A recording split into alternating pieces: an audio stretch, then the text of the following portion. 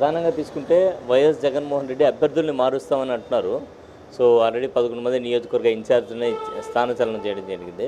So ఇంకా ఒక 40 నుంచి 65 మంది దాకా మారుస్తారనేటువంటి టాక్ అయితే సోషల్ మీడియాలో హల్చల్ చేస్తుంది.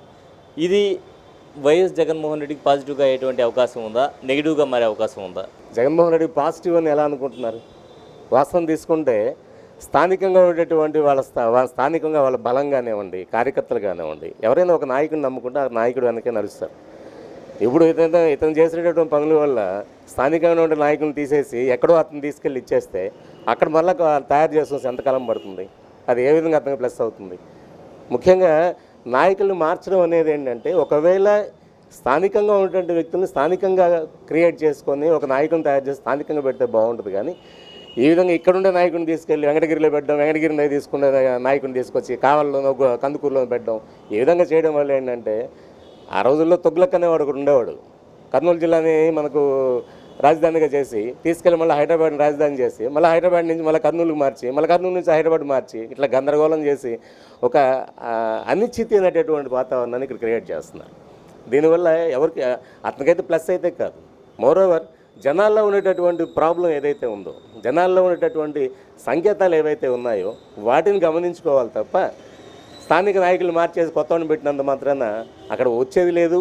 దానికి సంబంధించి కార్యకర్తలందరూ అతని వెనక నడుస్తారన్న గ్యారంటీ కూడా ఏమి ఉండదు. ఇది ఒక విషయం. అంటే పెద్ద నాయకుల గురించి మనం మాట్లాడడం కూడా కరెక్ట్ కాదు. అయినప్పటికీ కూడా ఇది చేయడం అనేది చాలా పొరపాటు. ప్లస్ స్థానికంగా ఉండేటటువంటి వ్యక్తులను ఎవరు మంచివారు, ఎవరు బాగా చేస్తున్నారు, స్థానికంగా ఎవరు బాగా తిరుగుతున్నారని చూసి వాళ్ళకి సీట్ ఇస్తే వాళ్ళ వెనక 10 మంది కార్యకర్తలు రావడానికి ఉపయోగం ఉంటుంది. కానీ ఏ విధంగా చేసుకుంటూ పోతే డెఫినెట్గా ఎట్టి పరిస్థితుల్లో అది పాజిటివ్ అయితే కాదు. అలాగే తీసుకుంటే నవరత్నాల పథకాల వల్ల ప్రజలకు లబ్ధి చేకూరిందా లేదా? నవరత్నాల పథకాలు అంటే ఇప్పుడు నవరత్నాలకు సంబంధించి వృద్ధాప్య పెన్షన్ అన్నారు. నవరత్నాల్లో ఒక భాగమే అది కూడా. 3000 చేస్తా అన్నారు. ఇప్పటికి 2750 రూపాయల దగ్గర ఆగిపోయింది. పెంచుతూ పోతా అన్నాడు, ఒకేసారి ఇస్తాడో అయితే తెలియదు. కానీ ఒక నాయకుడు చెప్పిన మాట మీద నిలబడేటటువంటి వ్యక్తి అయితే బాగానే ఉంటుంది. ఈ రోజు కూడా 250 పెంచుకుంటూ పోయినా కానీ 2023 నాటికి 3000 రూపాయల పెన్షన్ వృద్ధులకి, వికలాంగులకి, ప్లస్ ఒంటరి మహిళలకి అందరికీ కంప్లీట్గా 3000 రూపాయలు ఇప్పుడు కంది ఉండాలి. బట్ ఈరోజు కూడా వాళ్ళు 2750 రూపాయలు తీసుకుంటున్నాడంటే మరి ఇది కరెక్ట్గా చేస్తున్నాడా, కరెక్ట్గా ముందుకు వెళ్తున్నాడా? అది ఒకటే కాకుండా మద్యపాన నిషేధం అన్నారు. మద్యపాన నిషేధం కాదు, మద్యపానాన్ని ఓవర్లోడ్ చేస్తున్నారు. ఇంతకుముందు ఎక్కడో ఒక ఏరియాకి సంబంధించి ఒక బ్రాందీ షాపు ఉండేది. ఈరోజు ఒక ఏరియాకి సంబంధించి 2 బ్రాందీ షాపులు అన్నీ. దీన్ని మద్యపాన నిషేధం అంటారని నాకు తెలియదు. అలనాడు రామారావు గారు తెలుగుదేశం పార్టీలో మద్యపాన నిషేధం అనేది ఏ విధంగా ఉంటుంది అంటే కొన్ని సంవత్సరాల పాటు చేసినప్పటికీ కూడా ఆయన అధికారంలో ఉన్నంత వరకు కూడా చేశారు. అది దాదాపు 3 సంవత్సరాల పాటు 3.5 సంవత్సరాల పాటు జరిగింది. కానీ ఈరోజు ఈ విధంగా చేసుకుంటే చెప్పింది ఏంటి? ఓన్లీ 5 స్టార్ రేటింగ్ ఉండేటటువంటి హోటల్స్కి మాత్రం పరిమితం చేస్తాను, మిగిలిన మొత్తం ఆపేస్తానని చెప్పాడు. ఈరోజు స్థానికంగా ఉండేటటువంటి అంటే చిన్న షాపులు ఎవరో ఒకడు ఒక షాప్ తీసుకోవడం, దాంట్లో డంపింగ్ చేసుకోవడం, దాంట్లోంచి అమ్ముకుంటూ ఉండడం. ఏదైనా సెలవులు, పబ్లిక్ సెలవులు వచ్చినప్పుడు కూడా ఆ షాపులు ఓపెన్ చేసి బెల్ట్ షాపులు అంటారు వీటిని. వాటిని కూడా ఈరోజు అంటే 1-2 ఉండేవి ఈరోజు 10-12 ఒక్కొక్క ఏరియాకి. ఇంత దారుణంగా తయారైపోయింది. మధ్య ఏరులైపోతుంది. ఇకపోతే నవరత్నాల దీనిలో ఆయన ఇస్తానటువంటిది రేషన్ షాపులకు సంబంధించి కూడా ఇంటికి తీసుకొచ్చి ఇస్తామన్నారు. ఈరోజు కూడా ఇంటికి తీసుకొచ్చిన దాఖలాలు అయితే రేషన్ షాపుల్లో ఏదీ లేదు. వెహికల్ వస్తుంది, ఒక చోట ఆగుతుంది, అందరూ వచ్చి క్యూలో నిలబడి తీసుకెళ్ళాలి. ఈరోజు రేషన్ షాపును నమ్ముకొని రేషన్దారులు ఎవరైతే ఉన్నారో వాళ్ళందరూ కూడా ఇతను పొట్టగొడుతున్నారని మాత్రం వాస్తవం. ఎందుకంటే అక్కడికి వచ్చి చేసేది ఆ షాప్ దగ్గర నిలబడి ఇదే వ్యక్తులు పోయి ఆ షాప్ దగ్గర నిలబడి క్యూలో నిలబడి తెచ్చుకునేవారు. ఈరోజు కూడా బండి దగ్గర నిలబడి క్యూలో నిలబడి తెచ్చుకుంటున్నారు. డిఫరెన్స్ ఏం పెద్దగా అనిపించట్లేదు. ఇంటికి తీసుకొచ్చి ఇస్తానంటే వికలాంగులు ఉంటారు, వృద్ధులు ఉంటారు, నడవలేని వాళ్ళు ఉంటారు. వాళ్ళ దగ్గర వేలిముద్ర తీసుకోవడానికి ఇంటికి వచ్చి తీసుకొచ్చి వాళ్ళకి కానీ డెలివరీ కూడా ఇవ్వగలిగితే నిజంగా బేషన్ ఉండేవాళ్ళం. కానీ చేస్తున్నాం వికలాంగులైనా, వృద్ధులైనా, పెన్షన్లైనా, వీల్ చైర్లైనా తీసుకొచ్చి అక్కడికి వచ్చి వేలిముద్ర వేసి ఇవ్వాల్సిందే తప్ప వేరేది లేదు. నవరత్నాలు మీరు చెప్పేదాన్ని బట్టి చూస్తే అంటే గతంలో పెన్షన్ విషయం తీసుకుంటే మనం పోయి తెచ్చుకునేవాళ్ళం క్యూలో ఉండి. గతంలో పెద్దవాళ్ళందరూ క్యూలో ఉండి గంటల తరబడి వెయిట్ చేసి. కానీ ఈరోజు వాలంటీర్ల ద్వారా ఇంటికే పంపిస్తున్నాడు. అలాగే మీరు అన్నట్టు బండి అంటే ఇంటి వరకు రాకపోయినా కొంచెం దగ్గరలాగా తీసుకొచ్చి ఇస్తున్నారు కదా అనేది ఆలోచించాల్సిన అవసరం ఉందంటారా? ఇప్పుడు నేను ఒకటే చెప్తున్నా అండి, షాప్కి వెళ్ళినా, రేషన్ షాప్కి వెళ్ళినా క్యూలో నిలబడి తెచ్చుకోవాల్సిందే, బండి దగ్గరికి వచ్చినా క్యూలో నిలబడి తెచ్చుకోవాల్సిందే. డిఫరెన్స్ అయితే లేదు. వినియోగదారుడు ఎవరైతే ఉన్నారో వాడికి ఏమి ఉపయోగం లేదు. ఈ బండి పెట్టడం వల్ల ఏంటంటే అధికంగా వీళ్ళు ఇతను ఇచ్చేటటువంటి వెహికల్, దానికి సంబంధించినటువంటి అక్కడ వాళ్ళు ఉండేటువంటి లేబర్, వాళ్ళకి సంబంధించినంత వరకు కొంచెం ఉపాధి దొరుకుతుందే తప్ప వినియోగదారుడికి అయితే ఎటువంటి ఉపయోగం లేదు. ఇక మీరు చెప్పినటువంటి విషయాలకు వస్తే, పెన్షన్ అనేది ఇంటికి తీసుకొచ్చి ఇవ్వడం, దాదాపుగా నెల్లూరు జిల్లాకు సంబంధించి 10 నియోజకవర్గాల్లో దాదాపు 4 లక్షల పైచలకు ఉండేటటువంటి ఈ పెన్షన్దారులు ఈరోజు ఎంతమందికి ఇస్తున్నారు? ముఖ్యంగా మనం తెలుసుకోవాల్సిన విషయం ఒకటే అండి, 250 రూపాయలు పెంచుకుంటూ దాదాపు 3 సార్లు ఇప్పుడు పెంచి 3 సార్లలో దాదాపు కట్ చేసినటువంటి వాళ్ళు ఎంతమంది? అంటే 300 యూనిట్లు రావా? 300 యూనిట్లు అనేది ఉపయోగం ఉండదా? ఎవరు యూజ్ చేయరా? 300 యూనిట్లు దాటితే వాళ్ళకి పెన్షన్ కట్టు, రేషన్ కట్టు, ఇలా కట్ చేసుకుంటూ, అంటే ఉన్న వాళ్ళని తీసేసుకుంటూ ఇది పెంచుకుంటూ పోయి అంటే లెవెల్ బ్యాలెన్స్ చేసుకుంటున్నాడు.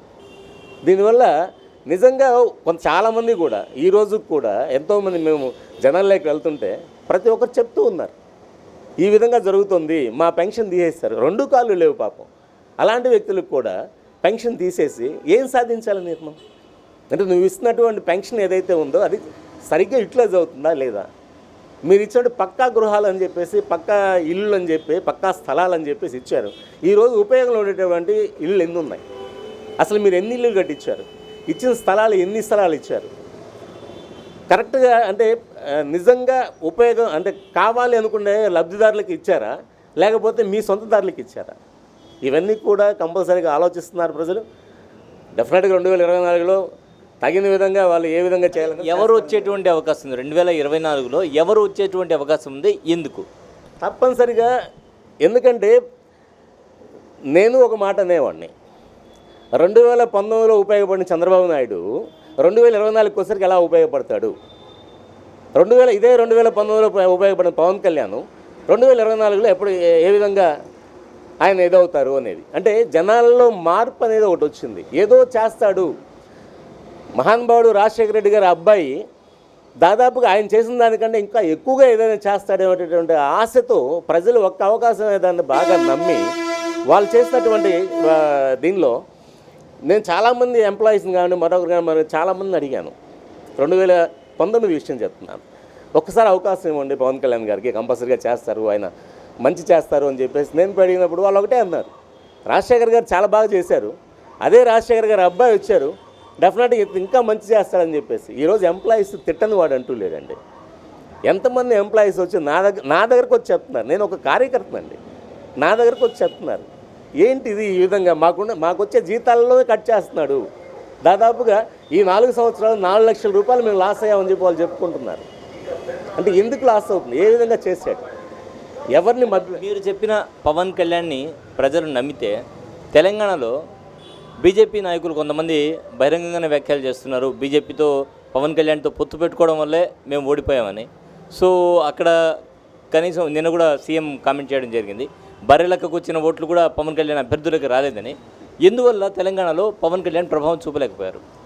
పవన్ కళ్యాణ్ ప్రభావితం చూడలేకపోయారంటే, మొట్టమొదటిసారిగా తెలంగాణలో పోటీ చేయడం అనేది 2023లో జరిగింది. ఇంతకుముందు ఎప్పుడు జనసేన పార్టీ అనేది పోటీ చేయలేదు. ఒక నటుడుగా ఆయన అందరికీ పరిచయం కదా. నటుడిగా అందరికీ పరిచయం అండి, దాన్ని ఎవరు కాదనట్లేదు. ఇక్కడ కూడా నటుడిగానే అందరికీ పరిచయం అండి. కానీ 2019 వచ్చినటువంటి ఎలక్షన్ మీరు మామూలు తీసుకున్నాం, సర్వేపల్లి 1950 ఓట్లు అండి. లేకపోతే మన గూడూరుకు సంబంధించిన వచ్చిన ఓట్లు కూడా 1600 చిల్లరండి. ఇక్కడ నటుడే అండి ఆయన. అయినప్పటికీ కూడా ఇక్కడ గమనించుకోవాల్సిన విషయం ఏంటంటే, నటుడని వేయట్లేదండి, అతను ఏం చేస్తున్నాడని అది చూస్తున్నారు, జనాలు గమనిస్తున్నారు. 2019లో పవన్ కళ్యాణ్ గారు ఒకసారి మాట్లాడే మీటింగ్లో తొక్కి పెడతా, నార తీస్తా, తోలు తీస్తా అనే విధంగా మాట్లాడే వ్యక్తి ఎంత పరిణితి చెందాడో 2023కి ఒకసారి మీరు ఆలోచించండి.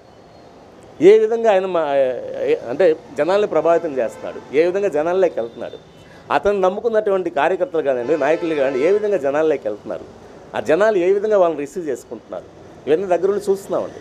2019లో వచ్చే ఒక స్పందన వేరే, ఈరోజు 2023లో వచ్చే స్పందన వేరే అండి. ఇప్పుడు తెలంగాణ మీరు అడిగితే తెలంగాణ మొట్టమొదటిసారిగా పోటీ చేస్తున్నాం.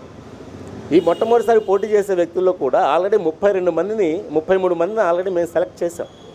33 కాన్స్టిట్యున్సీలో పోటీ చేయాలనే ఉద్దేశంతో 20 అంటే 32 ఫస్ట్ అనుకుందాం, తర్వాత ఇంకోటి కూడా యాడ్ అయింది, 33 మంది అనుకుందాం.